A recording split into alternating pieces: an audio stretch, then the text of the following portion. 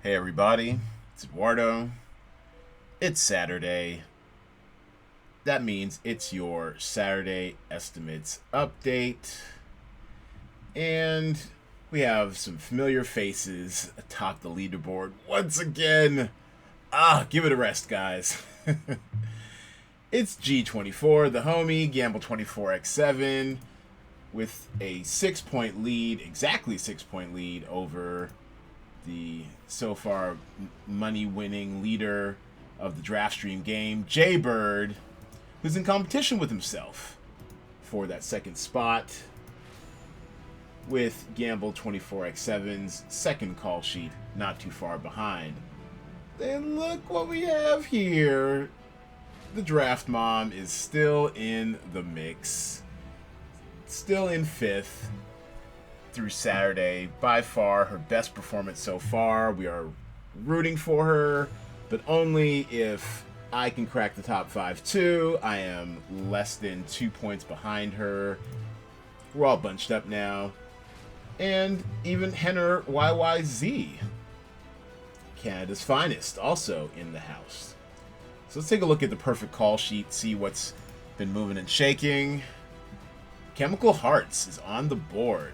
Look at that bang for your buck. 7,100 for 125 points. Pretty good value right there. Looks like an optimal stack of two headliners, a co-star, and a day player gets you in the game there. Headliner stack from Dead Pixels. Lucifer! Looks like that deal with the devil's paying off. He's pricey, or actually, she. Looks like you could only afford Lauren Germain, the female co-lead, and looks like 18,400 will get you 162 points. So not tremendous value, but necessary points to be had. Tesla, some sneaky hidden value here with the headliner 8,000 and a headliner stack of Watch List, another virtual theaters title that seems to be performing. A thriller, no less. All right. So, what are these guys up to up top?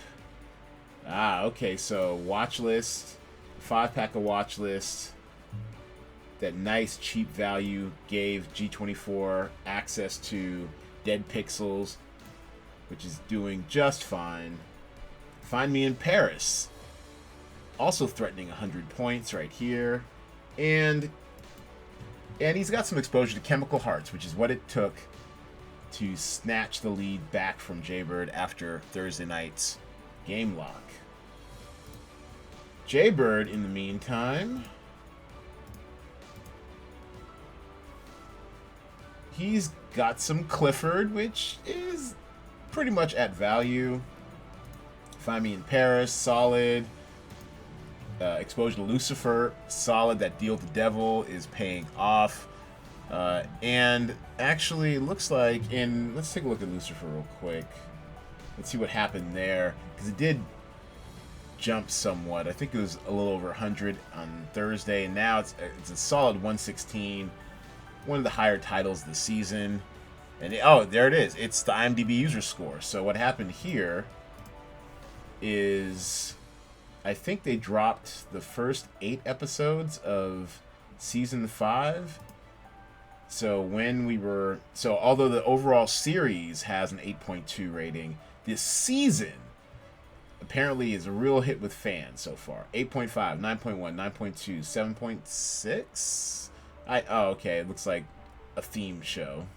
9.6, 9.5, 9.7, 9.8. So they crescendoed to their mid-season break, just really on a tear, and that's why the score is as high as it is.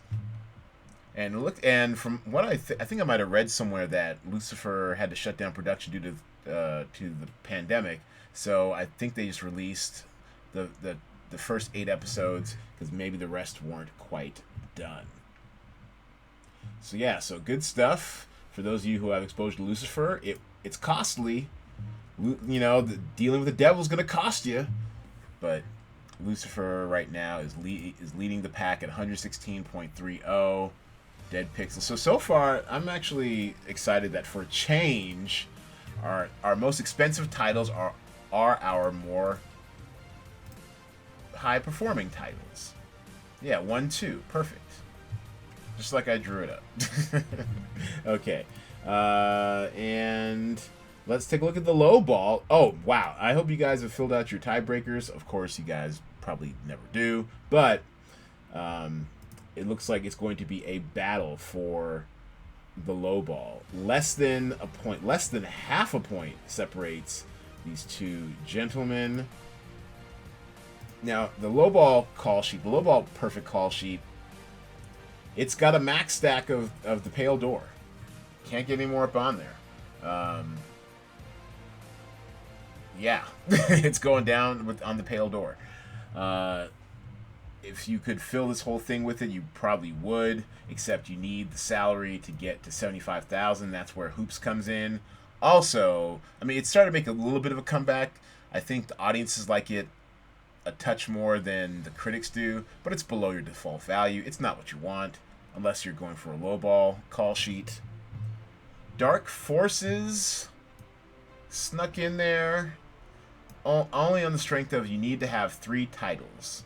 Otherwise, it would have been all Pale Door and 1 Hoops.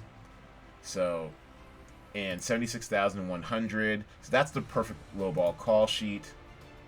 And actually, what was that? That score 588.20. Damn. All right. So let's see what they're doing right. I mean, they're a good 100 points off, but you know, one of these two is most likely going to win the low ball call sheet. I am well over 100 points away, so count me out. All right, G24. All right, 3-pack exposure to the Pale Door. Optimal. Well, I guess this is an optimal stack of. Yeah. This counts. This is an optimal stack, or our version of an optimal stack for the low ball. The low ball optimal stack of Singletown, and then a 3-pack of day players from Random Acts of Violence. I don't know. It just kind of threw me off because we've never quite seen this configuration before, or I haven't thought of it. But yeah, this is fairly optimal. But honestly, if you have such a poorly performing title, quite honestly, this is your optimal stack, your max stack of just a terribly performing title on the weekend. And then right behind him, Jaybird's 3rd call sheet has a 4-pack of day players from Singletown, day player stack Loving the Time of Corona, and this actually should change. I've been seeing a few reviews scattered around the web. I don't think they've been aggregated yet by Metacritic or Rotten Tomatoes, so I think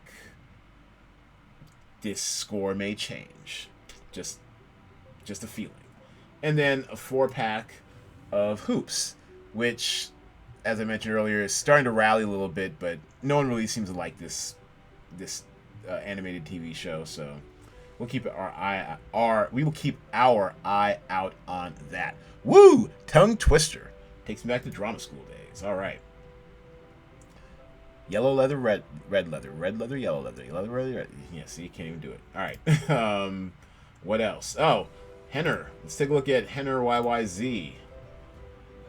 He is in contention, growing with every week. Let's see what's going on here. Oh, what's holding him back somewhat is the 24th. I'm still intrigued by the 24th. These scores are kind of all over the place. 83 Rotten Tomatoes, hasn't been weighed in yet on Google. Metacritic, which despite its higher default score seems to hate everything, and then the users aren't feeling it. So, I mean, I really do hope a Google user score presents itself on between now and Monday, because I want to see I want to see a full picture. I think I may watch this tonight. As I mentioned earlier, a big fan of historical fiction, historical drama, so Yeah, I want to check it out. The Houston Riots of 1917 sounds interesting. And so let's see. Go back to here we go. So the 24th, I still feel like there could be some upward momentum on this if we get that Google user score. So he's still in the hunt. Random acts of violence, headliner stack of Lucifer. Now this is what's kept him in the game right here. The 2 highest scores you can have on the slate this weekend so far. What's that? That's 325 points, something like that. So almost a third of his, like over a quarter of his points from just 2 actors, Tom Ellis and Lauren Germain. Loving the time of Corona. Yeah. So I you know what Henry, I like your call sheet. I think it's got room to run.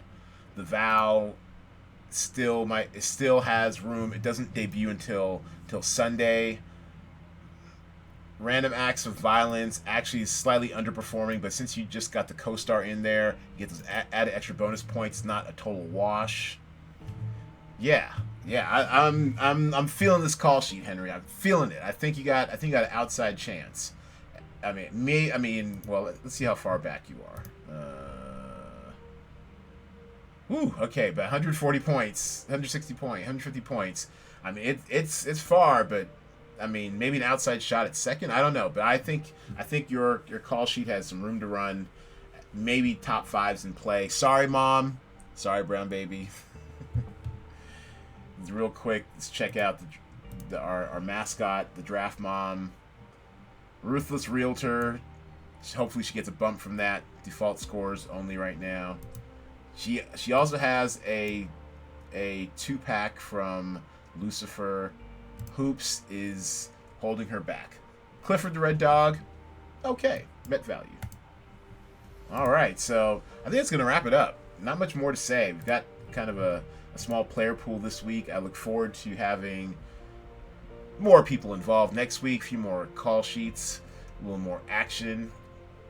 I know I say this every week, but we really are very close. I'm very excited by these designs. Can't wait for you all to see this game and everything that goes with it. Thanks for playing, everybody. Thanks for watching. Sunday updates coming in the email. Monday, sometime after 12 p.m. Pacific time, I will have your final results and your new talent pool preview. See you all Monday.